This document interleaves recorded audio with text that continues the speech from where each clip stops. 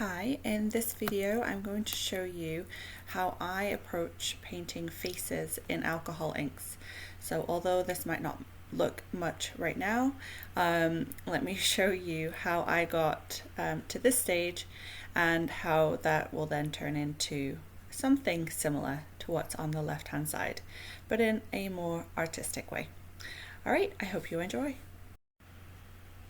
So that you don't have to sit and watch me sketch, because it does take me a while, I've started with the sketch on the Yupo paper, and I'm going to be putting masking fluid down, and I'm going to show you how I do that. So I'd use these rubber tip brushes to do that. I've got them in different sizes. And firstly, I go in and find all the white spots, so the brightest spots that definitely don't want any ink on them. So usually there are some reflections on the eyes, so that's usually my starting point to make sure that I don't forget those bits. And just a reminder there, what I'm using is Winsor & Newton masking fluid, but any brand works really. I usually use blue in my videos so that you can see better what I'm doing, so apologies for that. Hopefully zooming in will help a little bit.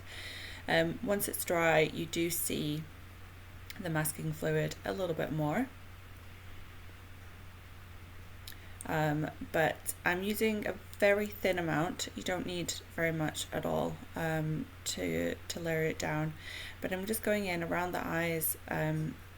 You can always add ink over the top at the end if something's too bright, but you can't really get that brightness back. So this stage is probably your most important one, where you need to make sure that you really get in and saving all those bright spots that you want left behind at the end of the painting. Like I said, you can always go back in at the end and tone things down if needed, or if the white spot is too big, but better to get it in now and change it later. So as you can see, I've moved down to the nose. Usually the ball of the nose has a little bit of brightness on it, and there's sometimes a shadow. Obviously it depends on where the light's coming from, but sometimes there's not a shadow, a light section along the bridge of the nose as well.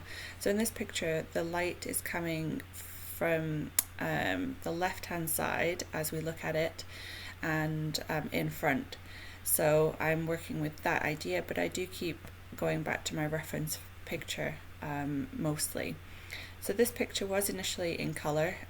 There are some tools within your photo apps that you can just change it to black and white, and then change up the contrast of the black and white so you get it a little bit more extreme. That will help you then in your figuring out where your light zones are and your dark zones are, and it just really exaggerates it.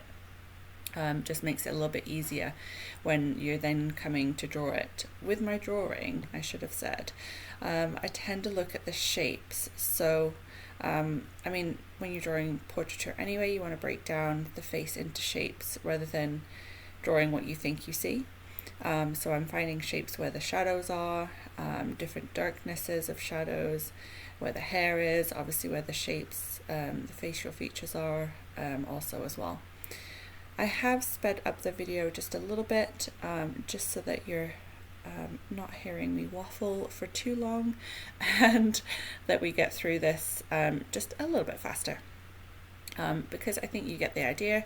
It's to go in and find all your light spots. So I did the left of the face there, made sure I got some light bits there, and now I'm pointing out around the nose and the lip area. So you always have a bit of a light spot on the top of the lip, and then the bottom of the lip can often have a bit of a bright spot as well. It just depends if it's this stage or the next stage, because there's a few stages that we're going to go through. So right now I'm just masking off all the brightest bits. We're going to put in a layer of ink, a very thin layer of ink, and then once that's dried, then we're going to do another layer of masking fluid, etc. And we're just going to build up the picture that way to get our darkest, because every time we put ink down, the ink is going to get darker as we go.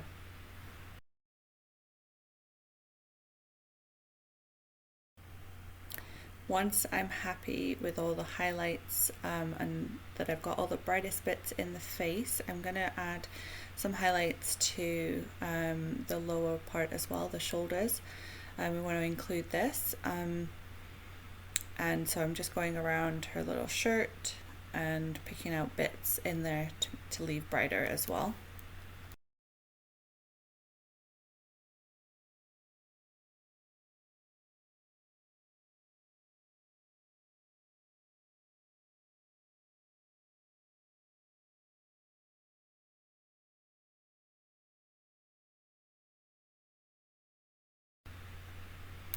Okay, so that's step one of the masking fluid done. We're going to move on to our inks. I'm going to put my gloves on so that it doesn't stain my hands, and I'm going to be using Ranger ink slate color. My finished piece, I just want to be black and white, and then she's got blue eyes, so I wanted to add blue to the eyes at later on down the road. But ultimately I just wanted a black and white picture. So the slate is better to work with initially just because it's not as harsh as the black. So I just get a nice thinner, almost thinner version, and then there's lots of nice colours that come through from slate as well. When it's really thinned out, you get these pinks and purples that come through, so that's quite nice. You could use other colours, you could use a combination of colours if you wanted to. If you are going to go that route, then I would choose to add your brightest colours first, because they will be on your lighter spots. But the goal here is to really thin out the ink, because we're going to build up the vibrancy and the coverage of the ink as we go. So one tricky bit with this, unfortunately, is that as we add our layers, it does become more difficult to see our line drawing. So this is where you need a little bit, it does take a little bit of practice to get there, and you really want to make sure you thin out that first layer of ink so that you can see your lines. I always keep my reference picture there so that it helps me decipher if I'm struggling to see my lines, kind of what's what, kind of looking back hard to get rid of. So I just put the ink down. Make sure you go as thin as you can. That this first layer, when you put the ink in it, it starts to disperse. Make sure that you cover all of your. I'm now on a different day. Drawing coming onto the edges doesn't have to cover the entire sheet. I needed to wait that long, but usually if you wait a few hours, unless there's areas like there I've left on the left-hand side where the hair is really dark, so I'm not going to worry. I'm going back in when I add more masking fluid, the black on towards the end. So for this next layer of masking fluid, I should also have said too, on the first layer that I do of the inks, I put down the alcohol first, so it's still, because otherwise you can end up with these staining dots on the picture. So I'm working on the left hand side of the head here, and by kind of finding it with my finger, I can then find it on my drawing on the other side. So it does become difficult, but once you kind of get into a spot, you can kind of move around it using the masking fluid areas you've already got down there to help figure out whereabouts you are. So I'm coming along this left hand side of the face to really put in a lot down there. So we'll be left with a lot of brightness on that left hand side. There's also a little bit of brightness underneath the eyes there that will help the eyes pop later on down the road.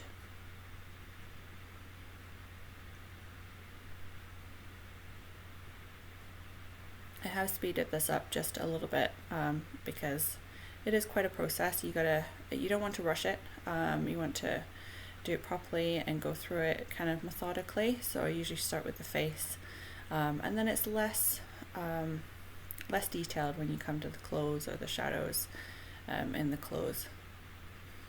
So I've got a little bit of brightness down that right hand side of the face on the outside edge of it, so that's what I'm putting in there, and then just a few spots along the cheek, obviously where the light's caught the cheek there.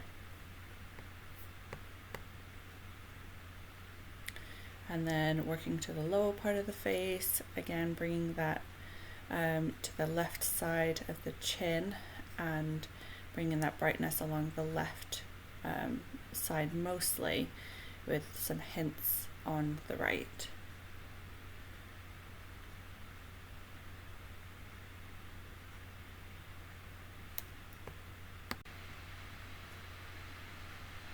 So just keep going until you've got that second layer on of the next brightest spots on your picture. Just keep referring back. You can definitely see that masking fluid coming through. I'm using a cotton bud there just to take off the excess where I've kind of gone too far with it. So that's a little trick for you if you put on too much.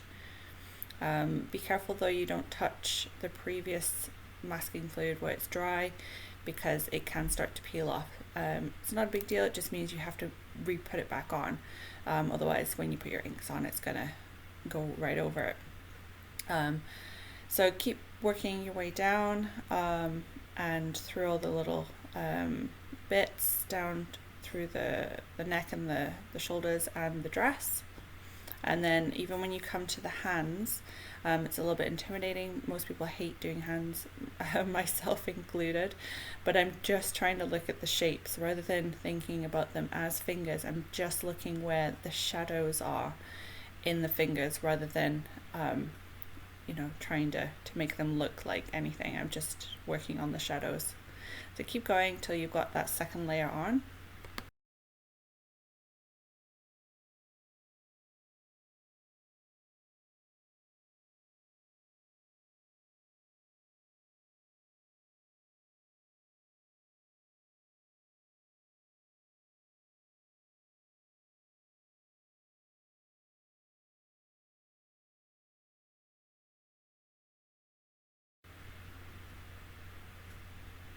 So I'm just filling in some of the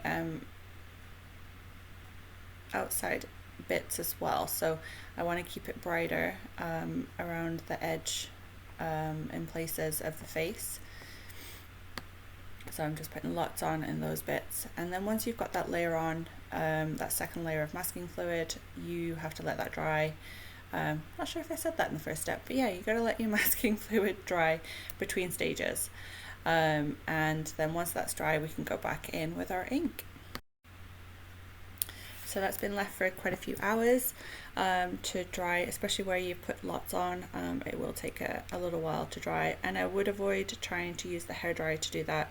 I do find sometimes it can make it more difficult to take it off at the end rather than just letting it dry naturally. If you do use the hairdryer, just make sure you use the cold button when you do that. So apologies, I didn't realize like my picture was sliding off the screen a little bit, but hopefully it doesn't affect the video too badly. So I'm going back in with the slate color and thinning it out, but not quite as much as the first time. But I'm just putting it everywhere, working it and blowing it around. You can use the little leaf blower thing if you have one, or you can also use a lens blower if you have one of those, or an airbrush, whatever works for you. And yeah, just keep moving it around, but I want it to be a little bit darker than the first layer, so I'm not adding quite as much alcohol in there, and I'm also not worrying about the putting the ink on first this time. It doesn't seem to leave the same stains once there's already a layer of inks on there. So hopefully that helps you guys for future paintings as well. That's at least my experience. Maybe other people have different. It might also depend on the brand of the inks as well, but I do mostly use Ranger inks, so maybe that's a difference too, maybe. Anyway, keep going with the inks, covering everywhere, not worrying too much about this process, just getting it on there. You can keep in mind, maybe where the darkest sections are. For me, it's kind of around the hair and around the eyes, because I really want to get that contrast so I get a good pop once the masking fluid comes off. But it's not a big deal if you just kind of put it everywhere, thin it out, and blow it around, because we are going to go in this last layer with the darkest color, which is black. For you guys, if you have chosen different colors, then whatever your darkest color is from the beginning. I'd love to see different effects of this, maybe like 3 different colors even. That might work quite nicely. You could start with a yellow, then maybe a pink or something, and then maybe a nice purple at the end. I think I've just given myself a new idea for a painting. I'm going to try that one and share it with you guys. That's my next project, I think.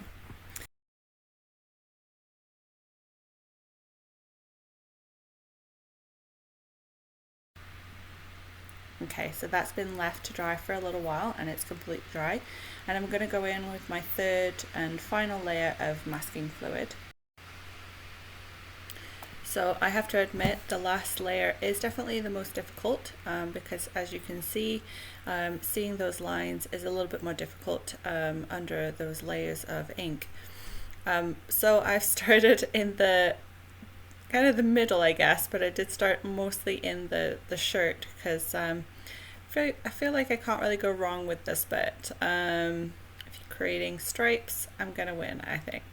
So anyway, it got me back into my drawing, back into the painting, to then focus my eyes on different aspects of it. So then I started, once I got the shirt part on, I was a little bit more accustomed to where I was in comparison to the picture, and then also seeing where my other masking fluid was. So it is a big trial and error working this way, and a bit of practice, but you can get there, and you can see those lines as long as you've not gone too heavy with the previous two colors. With this layer, I'm putting probably more on at this point. I guess it varies for each picture, but for this one there's going to be quite a lot on there because I'm going to go in with the black next, and although I like when the black goes on and the pop that it's going to give, I also don't want it to take over the painting. So I already know that there's a lot of masking fluid on there, but I'm going to make sure I'm covering all those bits where I don't want to have dark. So I'm almost thinking a little bit more in the reverse now. So rather than figuring out where my lightest spots were, I'm now figuring out where I don't want that dark to end up at the final bit of the painting. I can always add it back in if I feel like I missed somewhere with the dark after we remove the masking fluid, but obviously it's challenging to remove the ink and have it still look organic once we've removed the masking fluid. So try your best, keep going with it, building it up each stage, and hopefully you will get something as well. You could always try this process with something a little bit more simple, just so you get an understanding of how it works.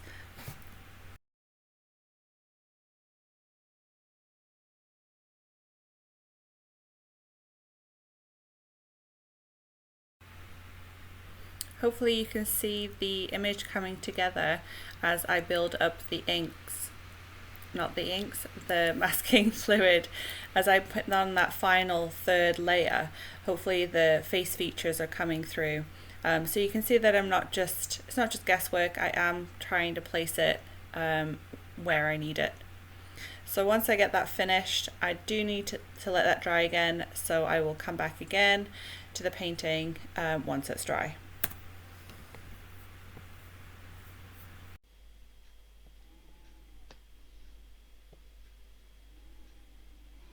Okay, we are now dry. It's been a few hours. So now I'm going in with Ranger's black ink. I like this one because when it gets thinned out, you get lots of different colors that come through. The purples, the blues, the greens type thing. I think there's even pink if you get it thin enough. It's really nice. I am going to be using it a little bit thicker here. I'm still using a little bit of alcohol. Otherwise it would end up being really sticky. I don't know if you've ever used pure alcohol, pure ink, and let it dry. It does seem to dry a bit sticky, so it does, to me, it does seem to need thinning out, at least the Rangers brand. So it might seem a little bit scary initially going in with that final color, especially if you're doing like this grisaille type color scheme as well, because that black is pretty permanent. I shouldn't say that. You can get a little bit off if you need to lighten it in a few areas, but it does feel quite scary going in with that black initially, until you learn the process, and then you realize that once you start peeling off the masking fluid, you're gonna get a lot of it coming off as well. Hopefully you can tell I'm not adding as much alcohol this time, just enough, just like a drop or two, and it's just enough just to get it moving, so it it moves on the paper, but it's still pretty thick in terms of the color, and I don't want it to go too opaque or anything like that. I want it to be quite dark. A few spots can be thinned out, but it's just to get that ink moving on the paper more so. Once that is all finished, again, I'm going to let it dry. Make sure it is actually really dry because we don't want any sticky bits when we come back to it. So now I've left it, it's completely dry, and I'm going to start taking off the masking fluid, which is the fun bit, to do the reveal, and hopefully praying a little alongside that we've got the result that we want. I do wear gloves for this because some of the ink, especially the last layer where it's a little bit thicker, can come off. You could use the rubber tools that we used in the beginning to apply the masking fluid if you don't want to get too messy, but it does work just using your finger. Just rub a little bit in an area and then just start pulling, and it will come off. So as you can see, I kind of started along the edge there, and I'm just pulling. It should come in a fairly big piece, but not a big deal if it doesn't. Just be careful not to rub too much on the bits that come away, or at the paper that's left behind, because sometimes that thicker ink can smudge. Even if it's completely dry, once it gets on your finger, it could spread onto your light bits that you've saved. So just keep going. Hopefully it comes off in a fairly large piece and you don't have to keep finding bits to pull. But yeah, hopefully you have fun with this bit. It's my favorite bit of the process.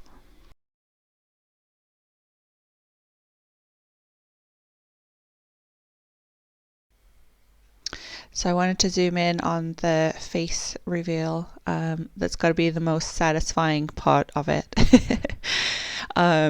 Seeing if the face actually looks like a face once you take it off. So here goes, let's have a look. I should say you can also use the masking fluid that you've had come off already, that's creating this ball in your hand. That can also be used to pick up new edges if you've got bits still stuck down, rather than using your finger. Oh, but look at that, it's coming. I see the eye, the nose, and the mouth. I'm quite pleased with this. The eyes will still need a little bit of work, but I'm quite happy with that. And although I had the hair in mind when I was doing this, I didn't on my very last layer. But I must have covered it up at some point. That bit on the left, I definitely want to go dark. So you can see mistakes do happen, even though I've done this quite a few times. I think the challenge is because you keep having to come back to it, so you keep having to get back into the zone each time. That's the challenge. I remembering where you're at and what your plan is for the painting, but not a big deal. I can use the brush and go back in and paint in any darker areas that are needed. But I do quite like how the shadows are working everywhere else and how the flower looks. I'm quite pleased with it. So most of it is off, I think. I am just lightly rubbing my fingers across certain sections just to see if there's any bits that I've missed. But from this stage, I am then going to get my paintbrushes out and do a little bit of detail work to finish off the painting. But hopefully you like the process so far, and you can see that it might work for you and your art in some way. All right, so it's been a few days and now I'm coming back to it. I've just not had time to do anything, but I've been looking at it every time I passed it just to figure out what I wanted to do. Now I could have left it with the dark eyes. It just mirrors the image that I've got there, but I decided I wanted to do something with the eyes and make those pop. So she has blue eyes, so I thought it might be kind of cool to make them blue. So I wanted to also show you the ability to rectify anything that you might need to change after you take that masking fluid off. It is possible. So obviously you can see how dark those eyes are, how black they were, and how it is coming off. Now you'll never get it. Well, I say never. You're likely not ever get it bright white again, but you can get it pretty light, just with using alcohol. I'm using here a cotton bud to get in and remove it just in small pieces. Obviously, if it's a larger area, you could use paper towel. But I just keep going until I've removed as much as I want to. I'm not bothered if there's a little bit of black on there, because it might help tone down the blue color when I put it on, because I'm not sure. I've not quite decided which ink I'm going to use for it yet that will maybe work for her eyes. I probably have to use a few different shades, but I'm going to go in on the right hand side and do the same on there as well. While I'm doing that, I also just wanted to point out the colors that are left on the left hand side there from the black ink and the slate.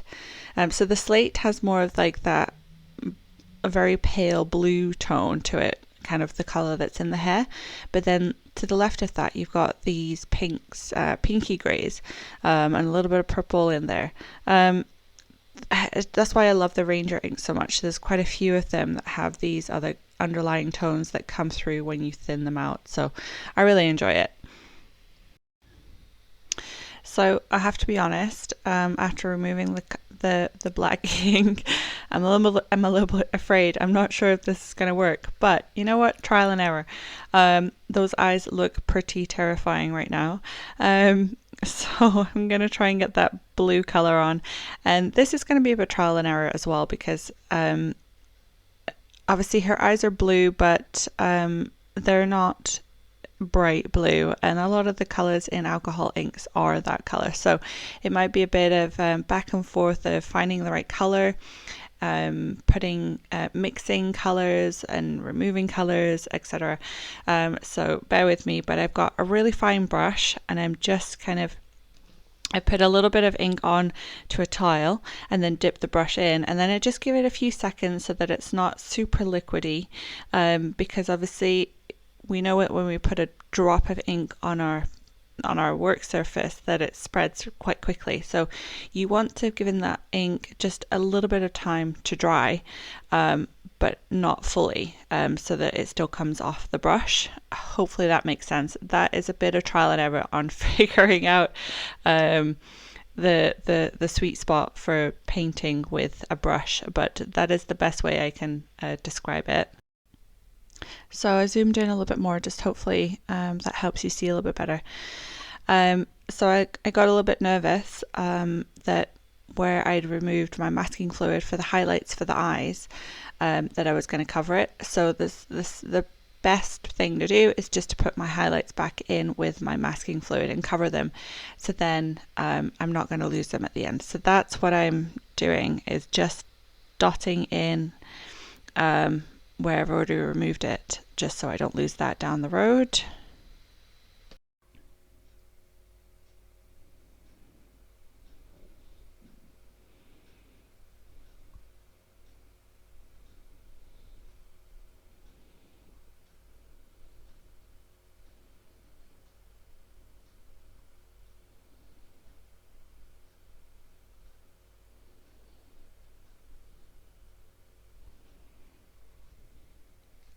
So with that masking fluid on, trying not to touch it because I'm impatient, I should let it dry really. I've wet a cotton bud with some alcohol. I'm just removing a little bit of the blue. Like I said, I like to put thick colors down, remove it, add other shades on top. You get this mixing that happens and you're producing different colors. And I'm sorry, I do forget which, I think the first one I used was Cobalt. And then that second one I think was Denim. Yeah, I think I used the darker one mostly on the right eye, just because that one's a little bit more in shadow, and then I let the Cobalt be a little bit more dominant in the left eye, or on the left side of her face, as we look at it. But then that denim just helped to add a little bit of a darker shadow in there, just because our eyes aren't just a solid color. We have darker around the edges and around our pupils, and yeah, it's really interesting actually when you look closely to an eye. There's lots of different shades that come in. So while I'm not 100% happy on the eyes, I'm not sure if I'm going to work them anymore, or for now anyways. I've decided to go back to the hair and correct my mistake, because I've got absolutely no colour there, and go in with my black. So I've got the thinnest of thin brushes to paint with, and I've got my black ink, and I'm adding little bits of alcohol to the paint, not to thin it down necessarily. It's more just to reactivate it. So once it starts to show up too thin, I will just put more ink back on the tile, but otherwise you'd be constantly dripping bits out of your bottle. So with the brush, I'm doing as fine a mark as I can to have some of these strands that are coming down and around the face, and it's quite nice actually having different thicknesses of the black ink. As you can see there's a patch that's a little bit paler and then a little bit darker, so I'm just building it up. The way that you get those really fine marks is when the ink is almost dry on the brush, and it really is a bit of trial and error figuring it out, but I would leave it maybe about 5 seconds, but that does vary depending on how much alcohol you got in there. So the more alcohol you have mixed with the color, the slightly longer you have to leave it for it to get to that kind of sticky stage. When it's ink straight out of the bottle, it dries a lot faster. So hopefully that helps you gauge how quickly to use that brush. Sometimes I will just dab it onto a paper towel and then go straight to my painting, so that can work too without having to wait in between. But try these little things out and see which one works for you. You've got a few flyaway strands here. I'm trying not to be too detailed, but it is nice to have a little bit in there. See that nothing came off the brush then, so I had to go back to the palette and pick up. See, it's just barely coming off the brush because it's getting quite dry even on the tile palette as well. So reactivate it with a little bit more alcohol. Give it a second. And then go in and start making my fine lines. If for some reason you don't wait long enough and you get that spreading of the line that gets really fat and you don't want it, then just take your cotton bud with a little bit of alcohol and try to remove some of the mark that you've made. So the next thing I'm going to do is work on the right hand side, doing a similar process to the left hand side of the head, really getting in some really dark areas to have that contrast, and then when I've got that dark area in, using the excess paint from the brush to then go in and do my strands. I'm just trying to mimic and mirror what's on the other on the original picture, but you can get away with kind of hairs going in different directions obviously with this part of the painting. But I'm having a mixture of really dark areas and some slightly grayer areas where the black has been thinned out a little bit more. It just helps to have these different shades. So you got your really white areas, you've got your kind of medium zones, and then your really dark zones, and that really helps a painting or an image to pop, having these contrasts. If you want something a little bit more subtle, you can obviously do that, but I like to have a little bit more of a popping look to my paintings. So now I'm going to start looking at the shadows on the nose, and I feel like at the nostrils, just a little bit in there just needs to be a little bit darker.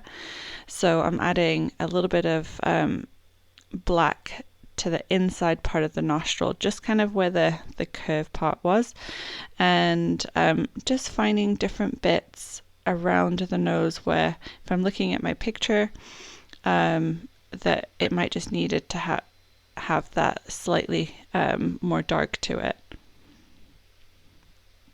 And this is also an opportunity to change the shape slightly if for whatever reason when you put your masking fluid on you lost your shape a little bit.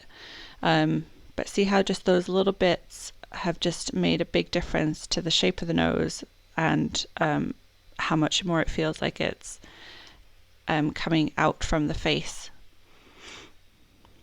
Again, wherever you see me with a cotton bud or a paper towel, I've got alcohol on it, and I'm just using it to remove bits that I don't want, basically.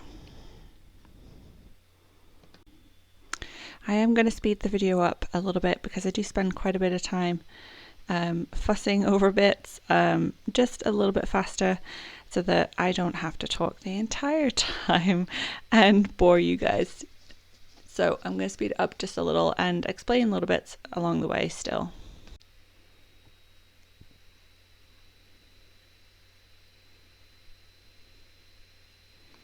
You really want the end of that nose to be that little bit brighter. So I'm just trying to remove any bits of color that got along the ball of the nose and the bridge. I just want that to really pop from the face. But then my big finger goes a little bit too much there on the inner corner of the eye on the right there, so I needed to add some more black back in. And then I use my finger just to smudge it a little bit rather than trying to mimic the effect that we got from using the masking fluid. And then the little bit of ink that was left on the paper towel from me trying to clean off the nose, I used that on the shoulder of the arm. Now I'm going to go in with a little bit of color on the flower. I feel like it will balance the color that's in the eyes a little bit more. And if the color was hard to read, because I did whiz that in and out of the frame, I'm using Watermelon by Ranger ink, and I have thinned it out a little bit with alcohol as well. And I'm just coming into some of the petals. It was a pink flower, but you could change it. Blue might work. I might add some blue into the flower a little bit later just to help balance in that with the blue of the eyes. But I'm just going along the edges to start with, and then I'm going to pick up a little bit of just alcohol on the brush to then go back to that color and smudge it and help blur the harshness of the lines that as they're looking right now. I also liked the idea of using the pink because there's pink, as you can see in that bottom right hand corner, that came through from the slate and the black. So I thought that would help just kind of bring everything together. So initially I used the brush there to just kind of change the line and soften it a bit, and I'm thinking that it was a little too much pink, so now I'm using the cotton bud to with some alcohol just to remove sections of it as well. This is part of my process. I don't see it as doing a mistake. I feel like it adds to the painting. It is a part of the process of painting, adding and removing the ink and adding it back on again, just because it makes different marks within the ink. So I do that a lot with my paintings, go back and forth between adding it and removing it. So I've got to a point where I'm fairly happy with this. It's one of those things that I have to sit with it for a little while, to see if I like it, see if I want to make changes.